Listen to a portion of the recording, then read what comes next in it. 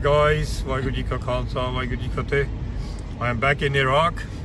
As you can see from the landscape behind or front, it's very, very hot. It's about 40 something degrees, and there's many issues there, and extremely hot. There's Susan and Samir there. Susan is Iraq coordinator. Hello, Susan. Hi. And we got Payal Mehta from England. Hi guys. Who's been with Khalsa a few months and a volunteer long term. First trip to Iraq. This time. And we'll be talking to Payal the next few days about her experiences, what she's seen, and how things are turning out. But you can see from the landscape how arid it is, quite rough. We just come from a camp. The roads are pretty rough. So there's a lot of work going on. The war, like I said, the war may be over, but for the refugees, the struggles continue.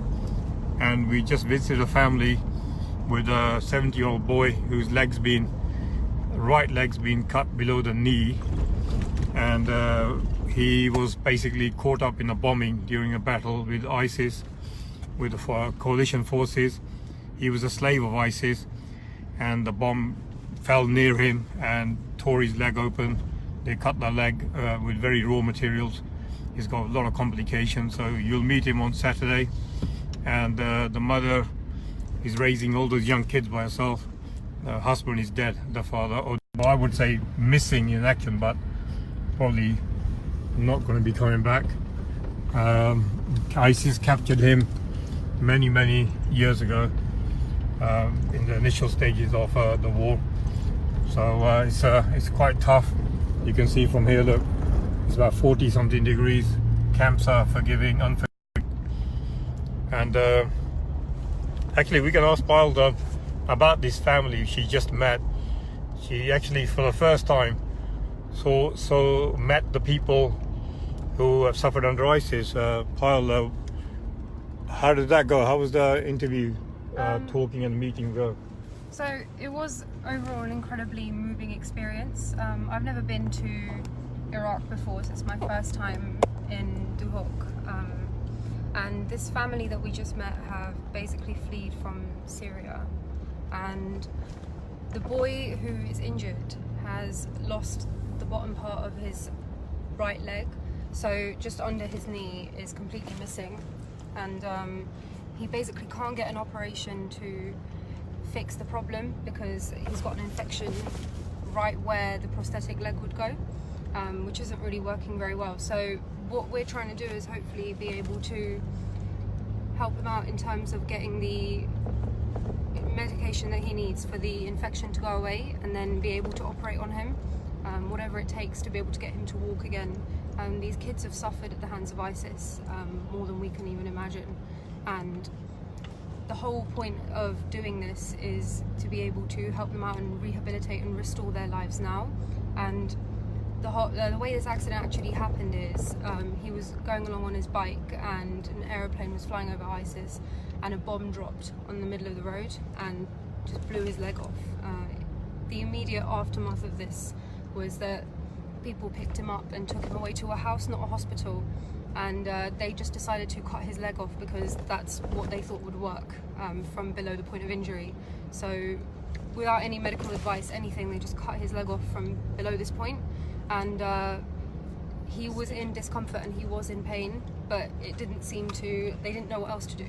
So that's exactly how it got stuck, and it got left that way, and it caused complications, and this is why he is now in this position that he's in today, and he really does need your help. What I'm going to do is pass you on to Susan as well.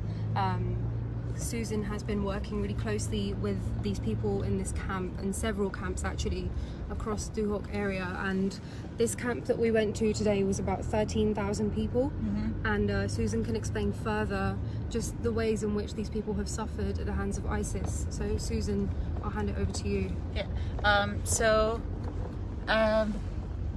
The Yazidi families, I mean, everybody knows that they were captured in 2014, August 2014, and it's right now is almost August 2019, so it's like 5 years now, and they still have over 3,000 Yazidi girls and women and kids is still in ISIS hand.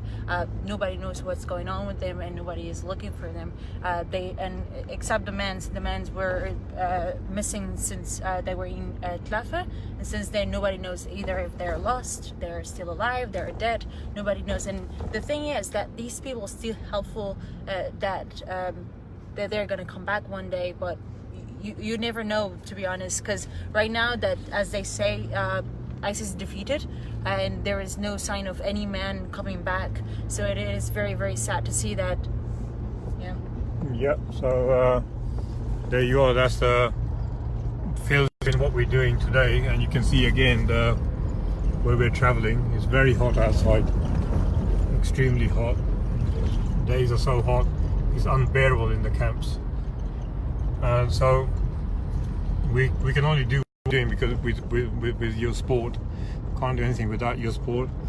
So thanks for your love and support for Khalsa and his work around the globe. And yeah, there's a lot of tragedies. A lot of men have been killed, a lot of women have been captured, children have been captured by ISIS.